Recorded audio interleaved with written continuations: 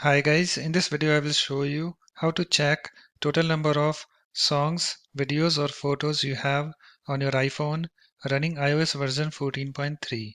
So this is my iPhone device, so let's start. So first of all you have to open your settings app. So here is my settings app. Let me tap on this to open it. You can see guys it's opened, and after that you have to tap on this general. So let me tap on this, and then you have to tap on this about.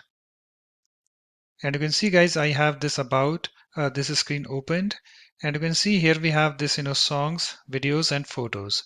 So you can see currently I have this 0 songs, I have 5 videos and 7 photos. So these numbers might be different depending on how many songs, videos or photos you have. So it's now done. And also you can see guys, here I have this software version or iOS version 14.3 installed on this iPhone XR.